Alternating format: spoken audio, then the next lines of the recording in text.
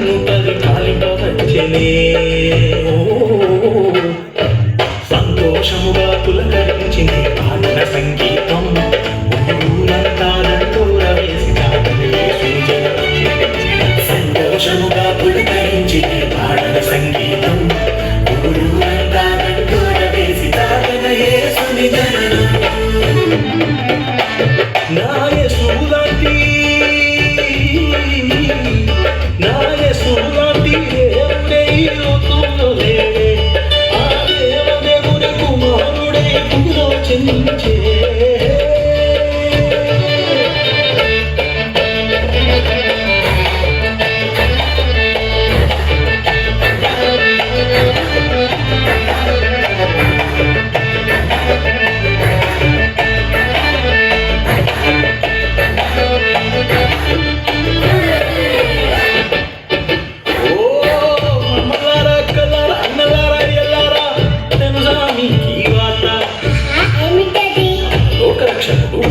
యేసుక్రీస్తు ఈ భూమి మీద జన్మించినప్పుడు జరిగిన సంగతులు ఏమిటో చెప్తాను వినండి.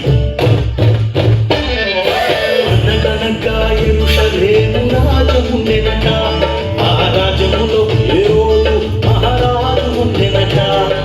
తెలిపిరి హేరోదుకు యేసురాజు పుట్టెనట, హేరోదే రాజు గట వేరే రాజుల కూడదట.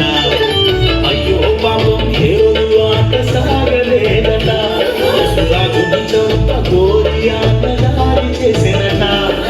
సదాంతం కాలేవి కూడా సాగలేవట, యేసురాజే మహారాజుగా పూజింపబడినట. ఇది కథ కాదు, ఇది కథ కాదు, యథార్థముగా జరిగిన సంఘటన. విభజింపబడను చరిత్ర రెండు భాగాలు తన వలన. ఆయేమి చిత్రము, ఓ ఎంత భాగ్యము, ఆయేమి చిత్రము, ఓ ఎంత భాగ్యము. ఆ ఒక రక్షకుడు నిన్ను నన్ను రక్షింపవచ్చనే. సంతోషముగా పులకరించిన పాడల సంగీతం, ఊరంతా దండోర వేసి యేసుని జననం. సంతోషముగా పులకరించిన పాడల సంగీతం, ఊరంతా దండోర వేసి యేసుని జననం. నా యేసులాంటి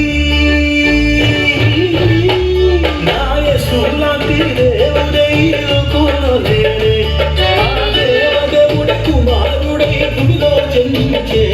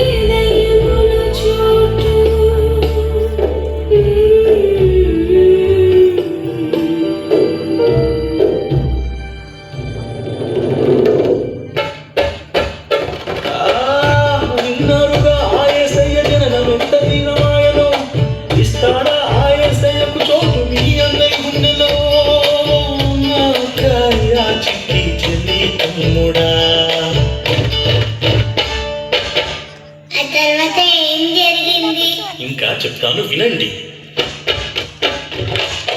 అదిగో ఆకు ప్రదేశపు మహాజ్ఞానులట, ఆ చుక్కను చూడక తెలిసెను రక్షకుడు పుట్టెనట. బంగారు సామ్రాణి మూలము కానుకలను తెచ్చినట, సాష్టముగా సాగిల పడి మొక్కి ఆయసుని ఎదుట గొర్రెల కబరులు గొర్రెలు కాయుచుండిరట ఓ గొప్ప వెలుగు వారి మధ్యన ప్రకాశించినట ఆ వెలుగులోన దూత ఈ శుభవార్త తెలిపినట ఇక సంతోషముగా యశురాజుని దర్శింప వచ్చిరట ఇది కథ కాదు ఇది కథ కాదు యథార్థముగా జరిగిన సంఘటన 2000 ఏళ్ల క్రిందట ఇది జరిగినుమోనన్న అహమూడు చిత్రము ఓ ఎంత భాగ్యమో అహమూడు చిత్రమో ఎంత భాగ్యమో ఆ కన్యమర్య గర్భమందు పుట్టిన యేసురాజుకి